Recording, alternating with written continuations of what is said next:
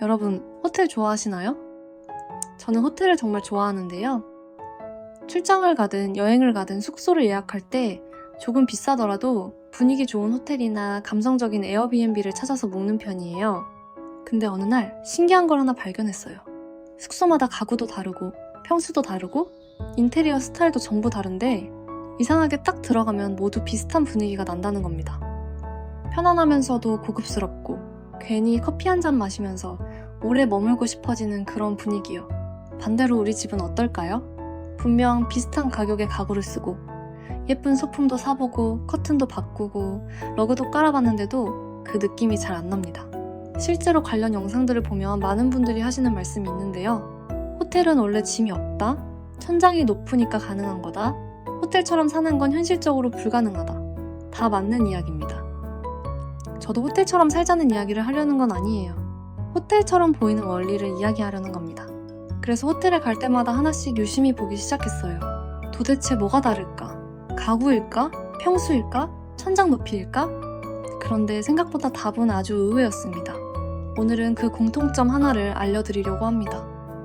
이걸 알고 나면 비싼 가구보다 먼저 무엇을 바꿔야 하는지 보이기 시작할 겁니다. 여러분은 우리 집이 마음에 안 들기 시작하면 여러분은 가장 먼저 뭘 바꾸시나요?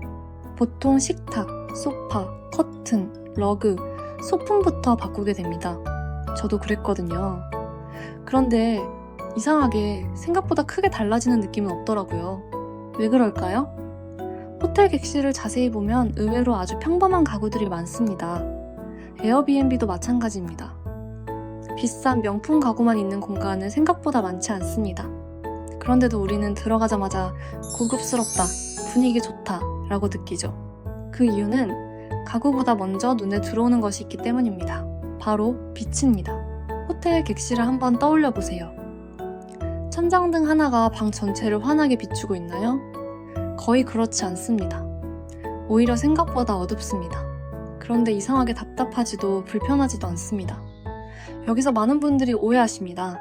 그냥 어둡게 만들어서 분위기가 있는 거 아닌가요? 사실 그렇지 않습니다. 호텔은 무조건 어둡게 만든 공간이 아닙니다.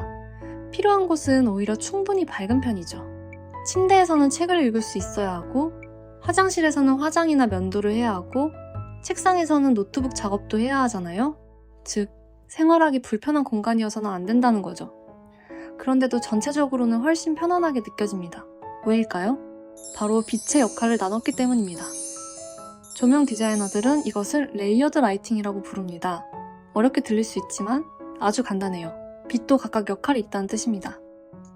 공간 전체를 밝히는 조명, 책을 읽거나 작업을 위한 조명, 그리고 분위기를 만드는 조명. 이 세 가지를 따로 설계하는 거예요. 그래서 공간에 자연스럽게 명암이 생기고 시선이 머무는 곳이 생기고 공간도 훨씬 깊어 보이게 됩니다. 여기서 재미있는 점이 하나 있습니다.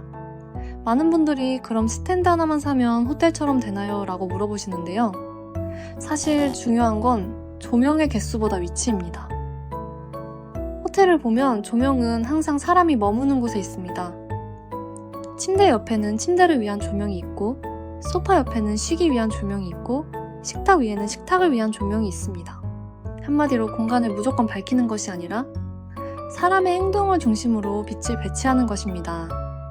그래서 전체적으로는 조도가 낮아도 우리는 불편하지가 않죠. 오히려 필요한 것만 밝기 때문에 훨씬 편안하게 느껴집니다. 반대로 우리 집을 한번 볼까요? 대부분은 집에 들어오면 가장 먼저 천장등부터 칩니다. 그러면 거실 전체가 한 번에 환해지는데 이게 생활하기에는 정말 편할 수 있어요. 하지만 바로 그 편리함 때문에 분위기는 사라집니다. 빛이 공간 전체를 같은 밝기로 비추기 때문입니다. 소파도, TV도, 벽도, 천장도, 복도도, 심지어 아무도 사용하지 않는 구석까지 같은 밝기로 비춥니다. 그러면 명암이 사라지고 시선이 머물 포인트도 없어집니다. 한마디로 공간이 납작해 보이는 것입니다. 반대로 빛이 여러 방향에서 나오기 시작하면 어떨까요? 소파 옆 스탠드가 공간을 나눠주고 식탁 위 펜던트 조명이 시선을 모아주고 간접 조명이 벽의 깊이를 만들어줍니다.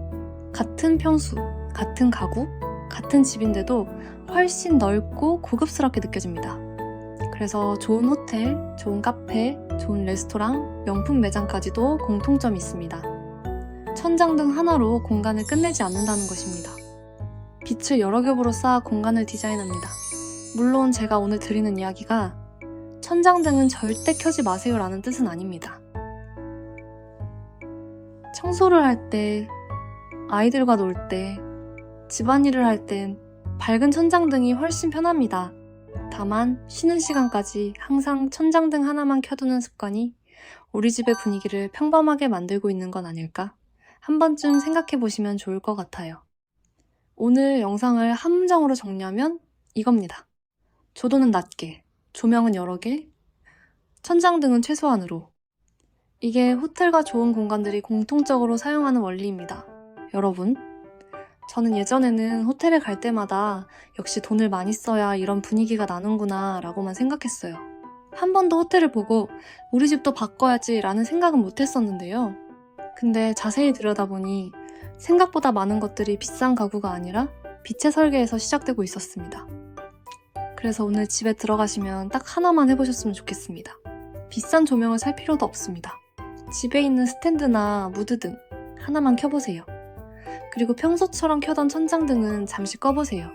아마 같은 집인데도 조금은 더 편안하고 조금은 더 오래 머물고 싶은 공간처럼 느껴질 겁니다. 공간의 분위기는 생각보다 큰 돈이 아니라 작은 빛 하나에서 시작될 수도 있으니까요. 제가 이전 영상에서 가성비 좋은 이케아 조명도 추천드렸으니 관심 있으신 분들은 함께 참고해보시면 좋을 것 같아요. 오늘 영상이 도움이 되셨다면 좋아요와 구독 부탁드리고 여러분은 집에서 어떤 조명을 가장 많이 사용하고 계신지도 댓글로 남겨주세요. 저는 다음 영상에서 찾아뵐게요. 그럼 안녕!